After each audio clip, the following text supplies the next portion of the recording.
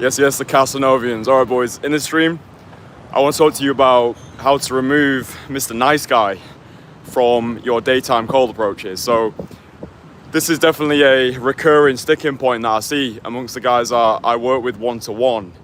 And it's coming across as too nice, you know, like too platonic in your cold approach conversations. And this was something that I struggled with when I first got started with daytime cold approach. I came from a performing high energy background after being a magician for a decade. So I was always good at building rapport with people. But when it came to breaking rapport and creating that immediate sexual energy, that was something that I really had to train myself rep by rep. So if you're in this position now and maybe you can approach, or maybe you are having conversations, but everything seems very social, surface level, you don't feel as though you're creating any tension, you're coming across as nice, so maybe the women will give you the time of day, maybe we're even having long conversations and getting phone numbers, but the phone numbers don't seem to materialize into anything, and maybe you have got a date here and there, but there's just something missing, right? There's something missing, that spark is missing, and you're just giving off these gay best friend type of vibes. So yeah, I wanted to just give you boys some battle-tested piece of advice which have helped me and which have helped the guys I work with as well.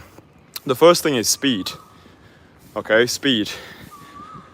Pretty much every guy that I've ever worked with, they all speak way too fast. And when they're going into their conversations, because they've got so much excitable energy, because the adrenaline's really high, because they're speaking with a beautiful woman and maybe it's not something they've done for a long time, or maybe the woman is particularly beautiful and they're just getting carried away in the moment. This is when I find that excitable gay best friend energy type starts to come out. It's like, oh, you live in London? Oh my God, that's so cool. You live in London? Yeah, I live in London as well. Oh, what do you do for a job? Oh, you work in XYZ. Oh, that's amazing. That's so nice. It's like, you're just going way too fast. I remember I once coached a surgeon in London a couple years back, and out of everybody that I've ever coached, he spoke the fastest. And he did have a couple of approaches, and I pulled him aside. We were going around Chelsea, and I just said to him, dude, because I can listen into his conversation, so I have like the little microphones that let me listen into his conversations. Like, dude, everything's going pretty good so far, but you need to slow things down. Like, you're way too erratic, you're way too excitable. And at first he couldn't even believe it. He wasn't even aware that he was speaking fast. He's like, wait, I'm not speaking fast. I'm going like super slow. And then in a couple more conversations, we actually recorded the audio, and then I gave him the conversations back to give him the evidence. He's like, oh shit, I didn't even realize. So if you're prone to these nice guy tendencies, the best piece of advice that I can give you is, before you even go into your approaches, just take a breath, get grounded, remind yourself she's just a girl, she has to go for a shit at inconvenient times just like you. And as soon as I give this piece of advice to Mr. Surgeon, he was flying after that. He met this Colombian girl, he met this air hostess who he went on a date with the following weekend. And it's all because now he was starting to feel more grounded. He wasn't getting carried away. Instead, he was letting the silence do the work. Like, if you actually want to start building that sexual tension with women, then you can't afford to be excitable. You can't afford to be too high energy. Maybe at the start of the approach, just because you want to capture her attention, maybe you are going to have the energy higher just to get her attention, make sure she stopped. But then as the conversation progresses, to get away from this Mr. Nice Guy mode, just slow down. Just slow down everything that you do. Think of characters like James Bond or Tommy Shelby from Peaky Blinders. Like, what makes these men magnetic is the fact that they're never in a rush. Yeah, they're just chilled. They're grounded. They're letting the silence do the work. They optimize for the power of the pause. So maybe at the moment when you're speaking with women, maybe it's during a cold approach conversation, or perhaps it's on a date as well, you're constantly rushing in to fill the silences. And this can give off like insecure type of energy, because it's like, oh, why is he not comfortable with the silences? So just slowing down is probably the best piece of advice that I can give you at the start. And it's really practical as well. Like, you can literally go out and practice that today. and then you can record the audio of your conversations, which I would suggest that you do. Just use the voice recorder app on your phone, capture the audio through your headphones. I guarantee you're talking faster than you're aware of. So that would be the first one. The next thing is more practical conversational gambits, but just start disagreeing with women more. Just start disagreeing with things that they say. And this comes from knowing yourself as well. I think if you actually want to have a rock star dating life where women are getting attracted to you effortlessly, then it comes down to knowing yourself, like having opinions on things. Like, what do you believe? Like, what do you like? What do you dislike? Like, maybe you're speaking with a girl and she's like, oh, London is the best city on the planet. And you're like, the fuck are you talking about, London? You've not been to Bangkok yet. I'll take you there on our second date. Drop us your number. We'll go there. So being able to just disagree, which essentially just comes down to you being honest. Yeah, like the reason why the stereotypical bad boy is such a arousing archetype is just because he says what he feels as opposed to what he ought to say. So if you feel as though you're too nice, then it's most likely because you don't have the emotional bravery to voice your honest opinions about things. And this is something that you can start practicing throughout your day-to-day life. Just start disagreeing with people. It doesn't matter how well you know them, or it could just be a complete stranger that you've met at the Muay Thai gym or the networking event. Just get comfortable in that discomfort. What happens if you disagree? What happens if you express your honest opinion about something? Usually you get people's respect, because it's like in Fight Club, they say everyone is a copy of a copy of a copy. I think that what really makes you stand out in, let's just say, the sexual marketplace is this notion of authenticity, which just comes down, I think, to being at peace with being vulnerable at times, disagreeing with things that she says, not putting her on a pedestal, not kissing her ass in the hopes that she's going to like you more. If she says something that you disagree with, just start practicing that. Just start disagreeing with her. And you can do it in a playful way as well. You don't need to be some like draconian, radical policy of like, it's my way or the highway. No, you're wrong about everything. You can do it in a playful, jovial, joking way. The best point of reference mentally that I've found is cultivating the energy of the brother and the father.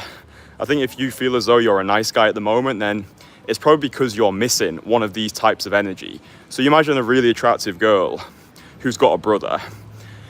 When he's interacting with his sister, he's not up in his head thinking, am I saying the right thing? Am I being too much? Oh, I better not say this thing because I might piss her off. Oh no, I might lose her. Which is usually where these nice guy tendencies come from. Yeah, it's like you're scared of saying or doing the wrong thing in case you lose her. And that's rooted in scarcity.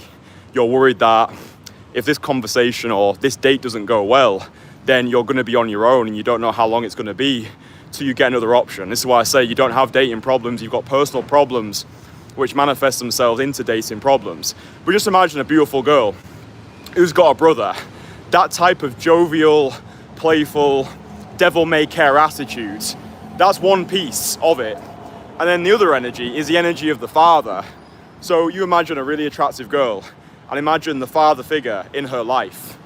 He's not putting her on a pedestal, but he's also not being playful, he's not getting carried away in humor. He's grounded, he's assertive, he's dominant. If she crosses a boundary, he'll call it out. If she says something that is not right or he disagrees with, he will call it out. And this is actually where another interesting thing comes into play as well, which is being able to challenge people. Now, something that I've learned is challenging, when done right, should come from a place of love. So for me, challenging is being able to get somebody to think again about a current perspective that they hold. So imagine if my girlfriend, for example, started smoking. I would challenge her behavior here, and it's coming from a place of love.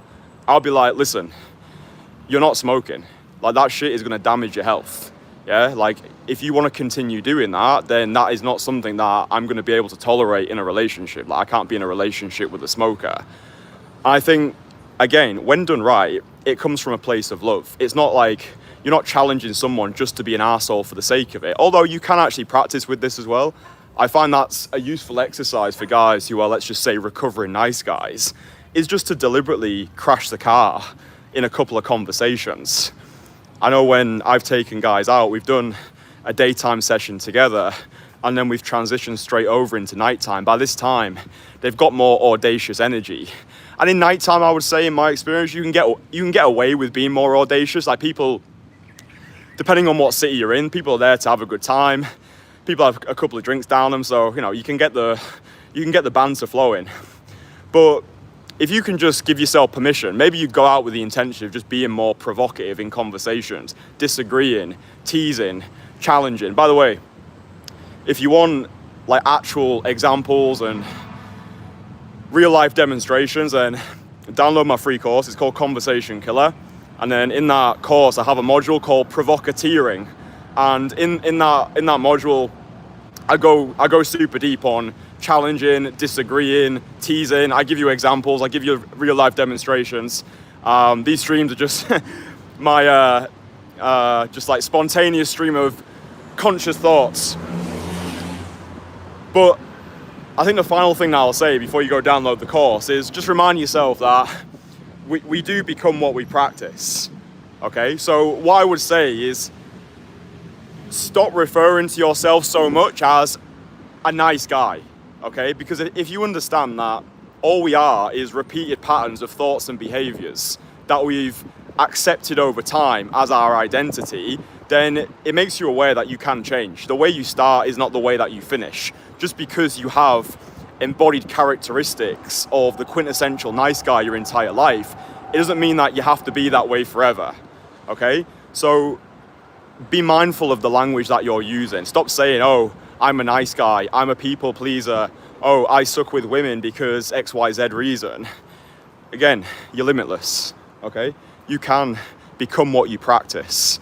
I think with daytime especially, the more reps that you put in during the day, the more you start to develop this action taker aura, which is why I say to people, about 100 direct call approaches, that's when you'll start to develop your proficiency. And the more reps that you put in, the more mindful you are when you're in your conversations. You remind yourself to go slow, get grounded, not to kiss her ass, disagree with her at times. And this means actually listening as well. Usually when guys are in such a hurry to get through the conversation, they don't actually pay attention to what's being said. So I would say that's the most practical thing that underscores everything that I've taught you today. It's just being mindful of your speed in your conversations.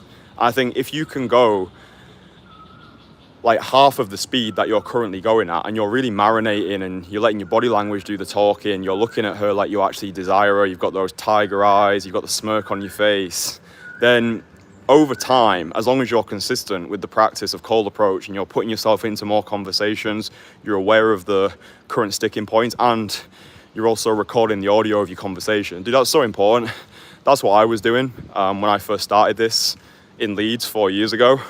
I was going out into the city centre and on my really shitty phone with my really shitty headphones, because I couldn't afford nice things back then. I could barely afford my rent back then. I would go out into the centre and I would just start recording the audio of my conversations, and I got a nasty shock when I was listening to those conversations back. I was like, you're shit, Kristian. These conversations are terrible. They're way too platonic. There's no sexual edge there. But something interesting that I also discovered is it's actually very difficult to go immediately into having seductive conversations. I think you need to become socially in sync before you can become seductively in sync. Like, I didn't expect to go to the Muay Thai gym on day one and start knocking people out immediately. No, I had to get my reps in first. I had to earn my stripes. I had to get the basics down. So I would say, if you are completely new to daytime cold approach, the discipline already feels overwhelming enough without you also thinking, oh shit, for my first 100 approaches, I also need to practice being seductive and James Bond-esque, and oh, I need to pretend to be Toby Shelby. Like, I think that feels way too much for the beginner mind. So if you're completely new to daytime cold approach, just focus on getting those 100 reps in first. They don't need to be that great. Just you going over, hey, excuse me, just want to say, you look amazing. What are you doing today? Oh, that's cool. You're going shopping. Listen, I need to go, but another time I'd like to take you out. Drop us your number. I'll send you a message, and then you can do whatever you want with that. That's really the only blueprint you need to follow. That's going to get you socially in sync, where now you feel comfortable having conversations. And then once you get comfortable having conversations, even if they do feel platonic, then you can start focusing on getting seductively in sync, okay? But you're not going to win the Premier League on your first match. You're not going to become a Muay Thai champion by just turning up to the gym once, but it's the compounding of the actions that you take which allow you to eventually develop this seductive stillness where you become this like sensei who can just marinate and doesn't need anything anymore. He's just chill, he's just there, he's just enjoying himself. But yeah, you become seductively in sync once you become socially in sync, and you become socially in sync by getting those first 100 direct approaches in. So yeah, if you're struggling with any of this, I would recommend downloading my free course. It's called Conversation Killer. I'll link it in the description, and there's another course that you can download for free there as well. So yeah, boys, I hope you've enjoyed this one. I've had a super hectic and busy day today, so apologies if it's not been the most coherent, but I made the commitment to do a live stream every single day, so I will honour that pledge to myself. And yeah, if you enjoyed it, drop it a like, subscribe to the channel, and go get the free courses below. A beautiful evening in Bangkok, man. Let me just show you. So nice. I really like these, just like these roads like this. You can just go on these like really nice scenic strolls, and it's not busy. Anyway, whoever you are, whenever you're watching, I fucking love you. I'll speak to you boys again tomorrow. Mwah!